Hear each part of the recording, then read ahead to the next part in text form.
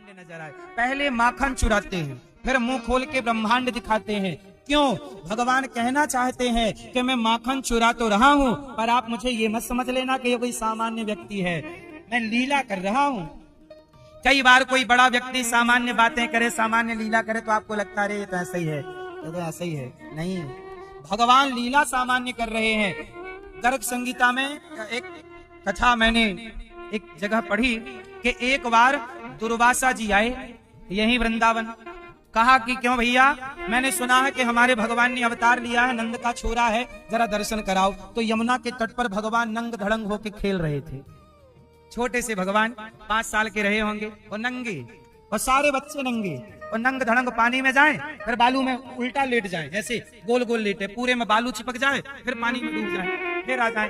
तो कन्हैया ही सारे बच्चे नंगे थे। तो बच्चे होते हैं। दुर्वासा जी बुलाए, ए यहाँ बच्चा, ये बताओ कि नंद का छोरा कहाँ है? तो भाई है मैं वह भगवान को दर्शन करूं। तो कन्हैया बोले, बाबा मैं ही भगवान हूं, बोल क्या बताएगो, क्या करेगो? दुर्वासा जी बोले, हे भगवान, ये नंग धड़ंग बालू लिपटी है और पानी में नहा रहे हैं, और बाहर आके फिर लौट रहे हैं, और फिर घुस जा रहे हैं। बाबा बोले, ये छोरा है नंद का। मुह्यंत यत् सूर्य, भागवत जी के प्रारंभ में ही कह दिया। क्या कह दिया? मुह्यंत यत् सूर्य। क्या कह दिया?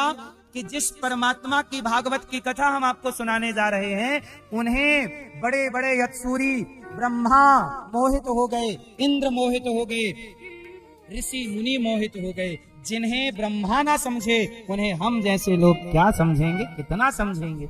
वही समझ पाए जिन्हें स्वयं भगवान समझाना चाहे। सोई जाने जही देहु जनाई, जानत तुम्हें हुई जाए। तो दुर्वासा जी बोले, छोरा ये नंद को लाला कहाँ है? तो कन्हैया बोले, मैं ही हूं नंद को लाला, बाबा बोल। तो दुर्वासा जी बोले, आप हो? डाउट हुआ, ये भगवान नहीं हो सकता, ये सब ऐसे ही है। तब भगवान ने जम्हाई ली, अपना मुंह खोला, और जैसे ही मुंह खोला, नंग धड़ंग है, बालू लिपटी है, और मुंह खोल रहे हैं, और मुंह खोला तो पूरे के पूरे दुर्वासा जी अंदर समा गए भगवान के मुख में। कहां समा गए?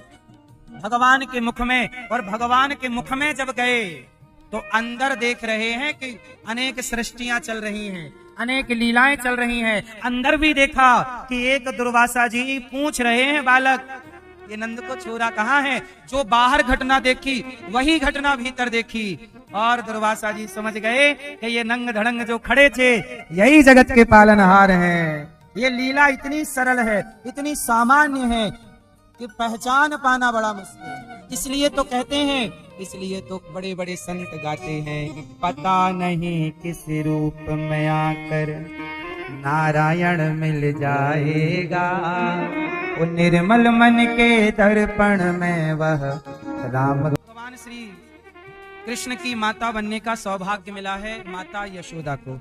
अब परीक्षित जी का सवाल है कि यशोदा माँ ने पुण्य कौन सा किया? तब सुखदेव भगवान ने माता यशोदा के पूर्व जन्म की कथा सुनाई। माता यशोदा पूर्व जन्म में कौन है? तो सुनो, माता यशोदा पूर्व जन्म में द्रोणो वसुनाम प्रवरो धरया सह भार्यया, इनका नाम है धरा। माता यशोदा का पिछले जन्म में क्या नाम है? धरा। और ये धरा जंगल की लकड़ी समेटती हैं, बाजार में बेचती हैं, जो पैसा मिल जाए उससे संतों की सेवा करती हैं। गुरुजी ने भी क्या बोला कि सुख का मूल धर्म है, धर्म का मूल अर्थ है, अर्थ का मूल राज्य है, राज्य का मूल इंद्रियों का निग्रह है, कंट्रोल, और इन सब के मूल में क्या है? सेवा।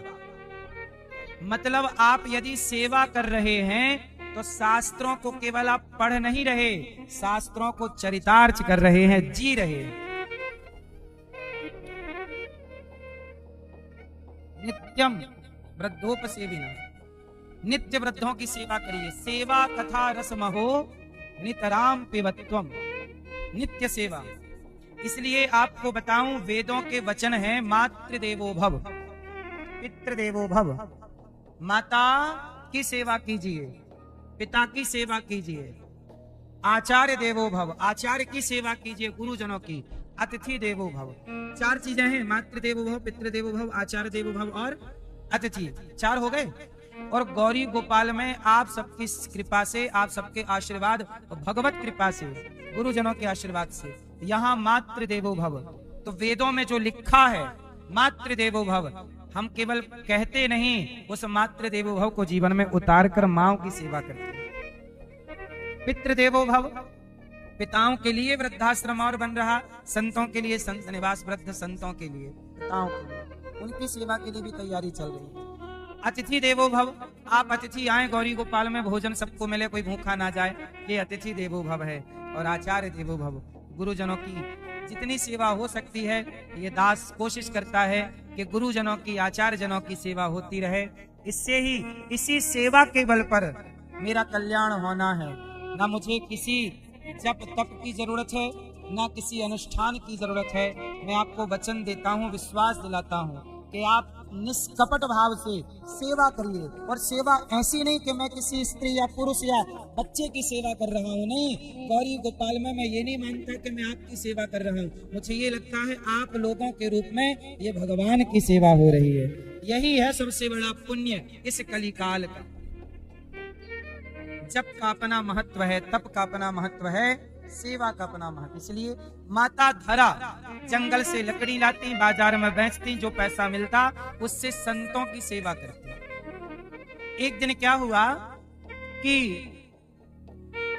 भगवान ने कहा कि मैं धरा की परीक्षा लेना चाहता हूं कि उनकी सेवा कैसी है।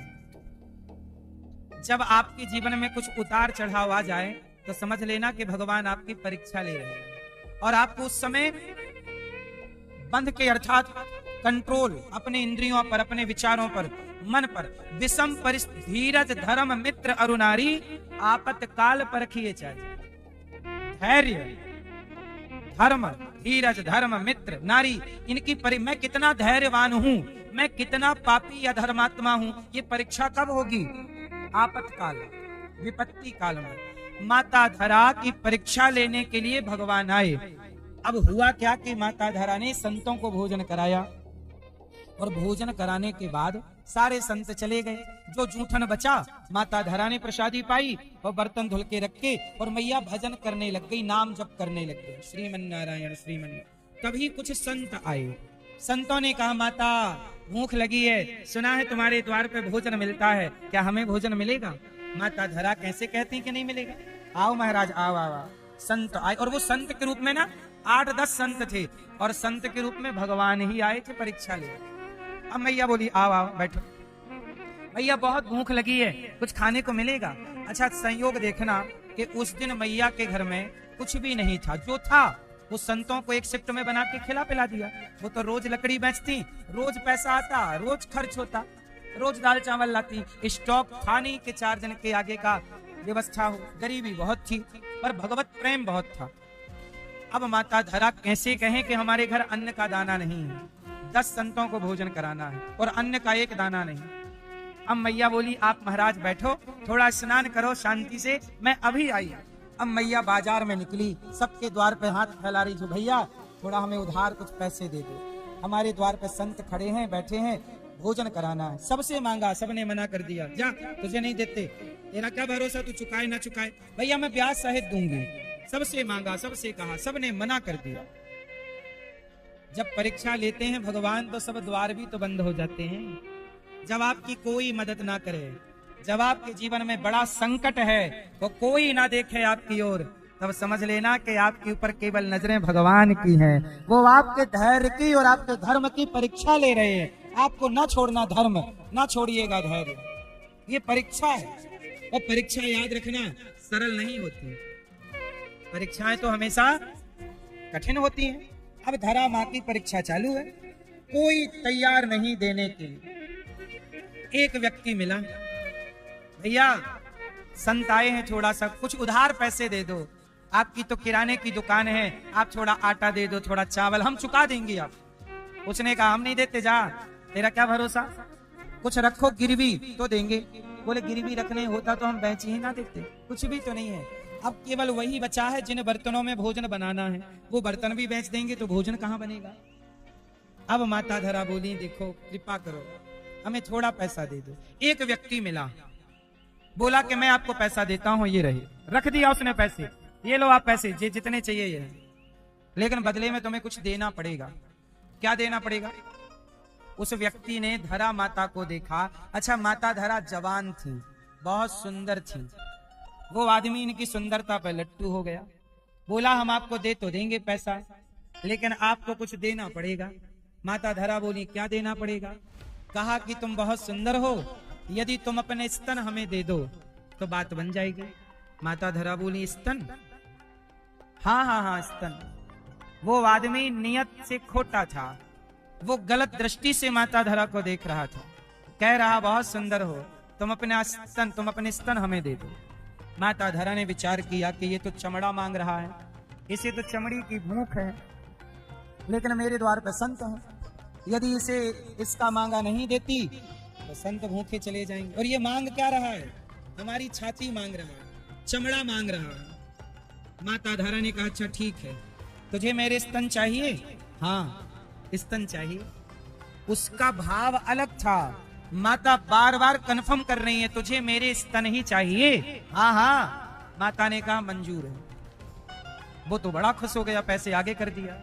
माता धरा ने उतने ही पैसे लिए, यहां रख दो, इतने की जरूरत है, और स्तन लो। अब वहां चाकू थी, मैया ने चाकू उठाई और चाकू से अपने स्तनों को काट दिया, और काट करके माता धरा ने अपने स्तनों को उसके हाथ में रखा। तुझे स्तन ही चाहिए थे, ये रहे मेरे स्तन।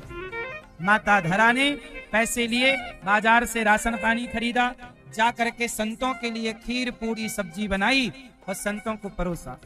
और जब परोसा तो माता कपड़ा बांध रही थी, छाती पे खून बह रहा था, छाती पे कपड़े लपेटे।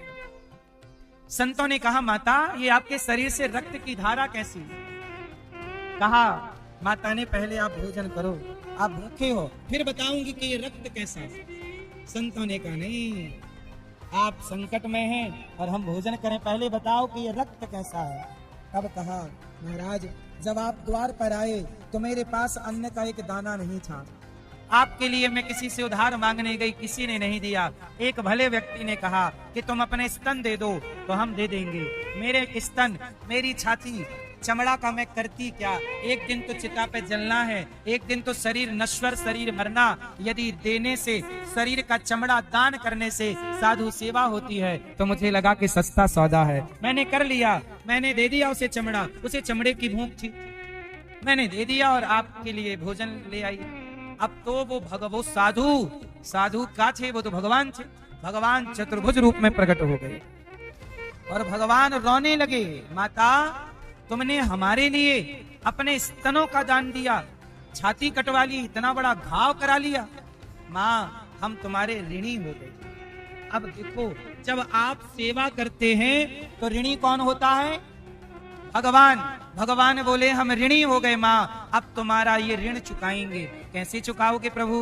बोले तुमने स्तन दिए हैं, तुमने खून बहाया है अपने आंचल से, अगले जन्म में तुम्हारा दूध पीकर तुम्हारे स्तन के दान का ऋण चुकाने आएंगे। वही धरा अगले जन्म में माता यशोदा बनती हैं और वही भगवान जगत के पालनहार मैया की गोद में लेटकर मैया का दूध पीकर जो जगत को तृप्त करने वाले परमात्मा है, उन्हें मैया यशोदा तृप्त कर रही है।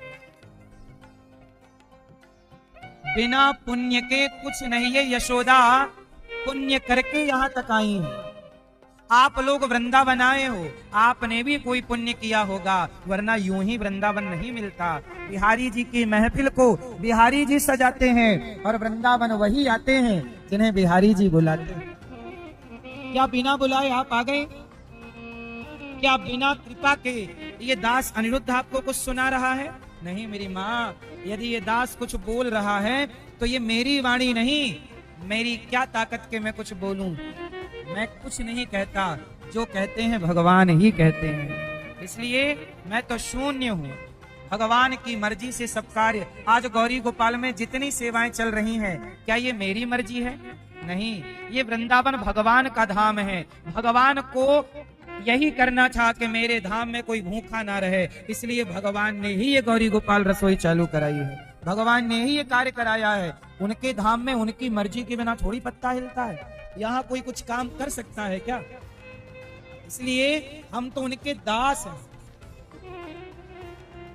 मैं करता हूं, यदि मैं ये कहूं तो इससे बड़ा अज्ञान क्या होगा, इससे बड़ी मूर्खता क्या होगी। इसलिए मेरी माँ, माता धरा ने सेवा के बल पर कृष्ण को पुत्र के रूप में पा लिया। हम भी भगवान को पाना चाहते हैं, लेकिन ऐसा नहीं कि भगवान आए दर्शन दिए गए, नहीं। जैसे संबंध माँ यशोदा ने रखा सदा के लिए, ऐसे आप भी भगवान से कोई एक संबंध रखिएगा सदा के लिए। सदा के लिए अपने आप को समर्पित कर दीजिएगा भगवान के श्री चरणों। यही यशोदा आज लाला को दूध पिला रही हैं। तभी चूल्हे पे चढ़ा दूध उफनने लगा तो भगवान कृष्ण को मैया नीचे उतार के चूल्हे का दूध उतारने गई। भगवान बोले, अच्छा मुझे छोड़कर मैया चूल्हे के दूध से प्यार करती है जो चूल्हे पे पक रहा है। अच्छा, चूल्हे का दूध उफनने लगा, क्यों उफनने लगा? वो दूध भी कृष्ण के पेट में जाना चाहता था, कृष्ण के अधरों से लगना चाहता था, लेकिन जब दूध को ये नसीब नहीं हुआ क्योंकि मैया ने अपना पिला दिया तो दूध बोला अब जी के क्या करेंगे, इसलिए बेचारा आग में कूद के मर रहा है। दूध क्या करता? कृष्ण के बिना आया काम नहीं तो आत्महत्या का क्या करें? तो इसलिए चूल्हे का दूध उफनने लगा। मैया दौड़ी दौड़ी गई, भगवान को उतार के भगवान बोले, लो अभी कह रही थी पूत बड़ो प्यारो है दूध कछू नाए, अब दूध उतारवे की ताई पूत छोड़ के चल पड़ी। भगवान ने डंडा उठाया, सारी मटकी तोड़ दी कि मैया को मन मटकी में ज्यादा है, मैया को मन दूध दही में ज्यादा है। सारी मटकी भगवान ने तोड़ दी। और जब भगवान की मटकी भगवान ने तोड़ी तो मैया बाहर आई तो मैया ने देखा कि पूरे आंगन में दूध दही दूध दही। लाला का क्यों तैने? अब भगवान डरन के मारे भाग गए, एक अंधकार भरा कमरा था वहां छिप गए। अब मैया लगी ढूंढने, पर मणि पहने भगवान प्रकाश हुए, मैया ने पहचान लिया। और जब गए मैया दौड़ी तो आगे आगे कन्हैया, पीछे पीछे मैया। जरा आप सोचो कि जो भगवान 2 पग में सृष्टि को नापते हो, तीसरा पग तो बलि के मस्तक पे रखा, सब तो 2 ही पग में नापा। जो बामन भगवान, जो परमात्मा 2 पग में दुनिया नापता हो, वो भागेगा तो कोई पकड़ सकता है? पर धन्य है मैया कि मैया पकड़ना चाहती है। और जब मैया की पकड़ में प्रभु नहीं आए तो मैया ने जिद कर ली कि बिना पकड़े रुकूंगी नहीं, पकड़ सकते पर पकड़ूंगा। ये जिद करके यदि आप दौड़ेंगे, भक्त को जिद्दी होना पड़ेगा। क्या होना पड़ेगा? मैया बोली मर जाऊंगी पर लाल आज पकड़ के रहूंगी। भगवान बोले अब तो पकड़ में आना ही पड़ेगा। तब भगवान ने कृपा की और कृपा करके पकड़ में आ गए। भक्त को कैसा होना पड़ेगा? जैसे केवट कैसे हैं? जिद्दी हैं। केवट कहते हैं कि प्रभु पांव धुलवाओ फिर नाव पे चढ़ाऊंगा, वरना आगे से कमर तक पानी है, आप वहां से जा सकते हैं। राम राम जा। राम जी बोले मैं तो चला जाऊंगा पर कमर तक पानी को सीता जी कैसे पार करेंगे? इसलिए केवट से राम जी ने पुनः कहा अब तो बिठा लो, क्या चाहते हो? बोले पांव में जादू है, पहले धूल वूल उतारूंगा, चुपचाप खड़े रहना हो, पांव धुलवाना हो तो मैं नाव में बिठाऊं। अच्छा ठीक है। केवट राम रजाय सुपावा, पानी कठबता भरी ले आवा। ले आया और धुल रहा है, पांव घिस रहा है और हिला रहा है पांव। राम जी बोले गिराओगे क्या? केवट बोला प्रभु आप अपना हाथ मेरे सिर पे क्यों नहीं रख लेते, हमें पकड़ के खड़े हो जाओ पड़े। केवट बोला प्रभु क्यों रोए? राम जी बोले मुझे ये लगता था कि मैंने ही भक्तों को थामा है, आज पता चला कि भक्तों ने हमें भी थाम रखा है। राम को गिरने से केवट ने बचा लिया, चरण धोया, चरणामृत लिया, पत्नी को बुलाया, भाग्यवान तू आ और तू अपनी नई आंखों से देख। राम जी बोले पत्नी की आंखें नहीं है? बोले महाराज 10 साल छोटी है मेरे से, इसलिए वो चेक कर कहीं धूल वूल तो नहीं रह गई, वरना नाव यदि पत्नी बन गई, स्त्री बन गई तो घरवाली लड़ेगी कि एक थी दूसरी कहां से आई, इसलिए क्लियर कर लो पहले। धुलवाया, केवट ने चरणामृत लिया, पितरों को पार लगाया, अब नाव में बिठाया और नाव में बिठा के नाव डुला रहा है, भंवर में ले जाके घुमा रहा। राम जी बोले क्या हुआ? केवट बोला राम जी नाव फंस गई। कहां फंस गई? भंवर में, डूब जाएगी। राम जी बोले कि तैरना नहीं आता हमें। तो केवट बोला फिर एक काम करो, मेरा हाथ पकड़ो। केवट आप क्यों नहीं पकड़ते राम का हाथ? केवट बोला प्रभु मैं आपका हाथ पकड़ लूंगा तो मैं आपका हाथ छोड़ दूंगा, जरा घमंड आ जाए, जरा अभिमान आ जाए, लेकिन आप जिसका हाथ पकड़ोगे आप कभी नहीं छोड़ोगे, इसलिए आप पकड़ लो मेरा हाथ। इसलिए भगवान के हाथ को आप मत पकड़ लेना, भगवान से कहो ये रहा हाथ, आप पकड़ो। इसलिए हम जब भगवान के दर्शन करने जाते हैं रसिक भक्त, तो दर्शन किस मुद्रा में करते हैं? बताओ, दर्शन की मुद्रा क्या है? इसलिए आप लोग दर्शन कैसे करते हो भगवान का?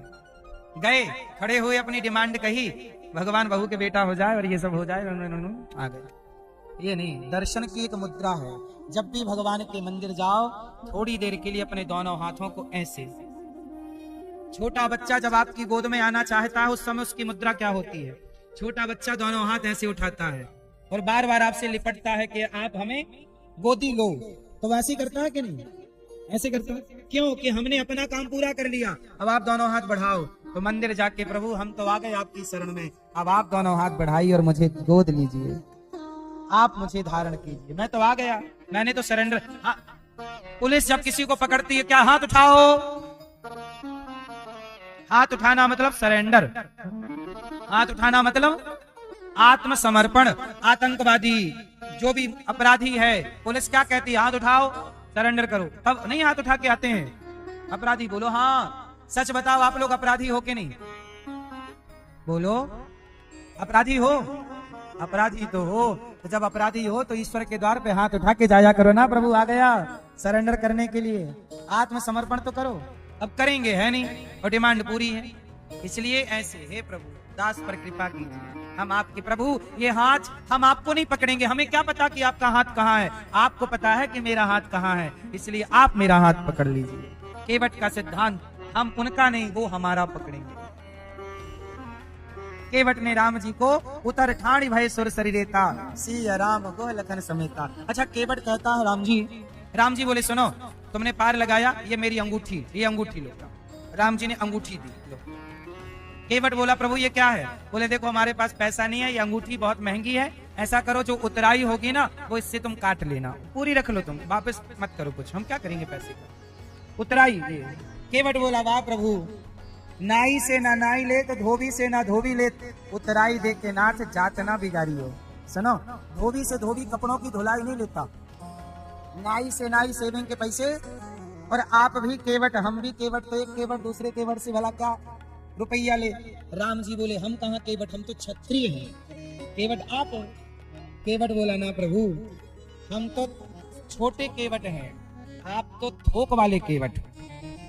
कैसे? केवट बोला आप हमारे घाट आए तो हमने आपको गंगा से पार लगाया, जब मरकर आपके घाट आएंगे तो आप भव से पार लगा देना, यही उतराई है साहब। ये अंगूठी आप रखिए और आप हमें भव से पार लगाइए। किससे पार लगाइए?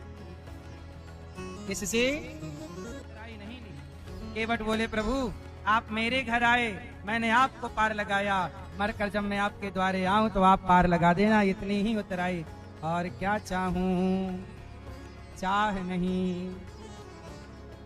तो इस तरह भगवान को मैया ने पकड़ा, फल से बांध दिया। किससे बांधा? वो बांधने लग गई तो 2 अंगुल रस्सी कम पड़ गई। ये 2 अंगुल क्या है? मैं और मोर तोड़ते माया, अहमता और ममता।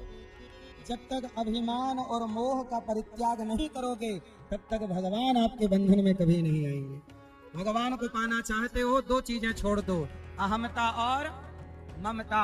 अहमता मतलब अभिमान, मैं कुछ हूँ। आप में से कितने लोगों को घमंड रहता है? 4 पैसे क्या मिल गए, घमंड में चलने लगे।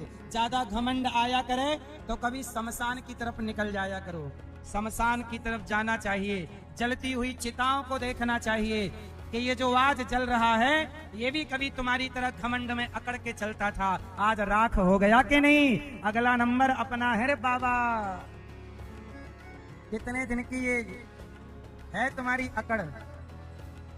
कौन नहीं गया, कौन नहीं गया शमशान? बोलो, ये माटी किससे ना निकल गई ये बताओ? सबको राख बना देती है। कितने साल के हो? इसलिए जिंदगी पाए हो, परमात्मा का धन्यवाद दो और आनंद से रहो, सेवा करो समाज की। पैसा है, शराब ना पियो, मांस ना खाओ, गलत ना करो, पैसा है सेवा में लगाओ। पद प्रतिष्ठा है, उसका मिसयूज नहीं, सदुपयोग करो। कितने चले गए, हाँ राज राजे रहे, ना बुरानी रही, ना बुढ़ापा रहा, ना जवानी रही। ना जवानी ना बुढ़ापा, क्या बचा? आप कभी शमशान जाते हो? कभी पार्टी करने शमशान जाया करो। आओ चलो आज घूम फिर के आते हैं। देखो जरा चिता को जलते, आप लोग चिता देखते हो कि नहीं? आप लोग चिता विता नहीं देखते। मैया जाया करो। एक दिन मैं शमशान चला गया, यही वृंदावन का शमशान मोक्ष धाम। एक दिन मैं घूमता फिरता चला गया, परिक्रमा लगा रहा था, चलो आज शमशान घूम के आता हूं। तो मैं शमशान चला गया और वहां गया तो मुझे एक अच्छी बात मिल गई। गुरुजी वहां लिखा था शमशान में, सुनो क्या लिखा था, मुझे बहुत पहली पुरानी बात है ये, लेकिन आज तक याद है। शमशान में लिखा था कि वक्त के पास इतना वक्त नहीं है, अर्थात समय के पास इतना समय नहीं है कि समय आपको फिर से समय दे सके। समय के पास इतना समय कि समय आपको फिर से समय मिलेगा, इसकी गारंटी नहीं है। जो समय वर्तमान में है इसी का सदुपयोग करना होगा हम सबको, क्योंकि हर क्षण समय खिसक रहा है। आज का सूर्यास्त होते ही अनिरुद्धाचार्य एक दिन और कम हो गया। बोलो हाँ, हमारे जीवन का एक दिन मर गया, मृत्यु हो गई। बोलो हाँ, समय मर गया, आज का समय गया, अब कल का समय। जो बचा है उसे जियो, उसका सदुपयोग करो, जो गया सो जाने दो, छोड़ो कल की बातें, आज है बेहतर जियो। इसलिए कहता हूं, हाँ भला की जय भला होगा, बुरा की जय बुरा होगा, भला की जय भला हो। जो करोगे वही भरोगे।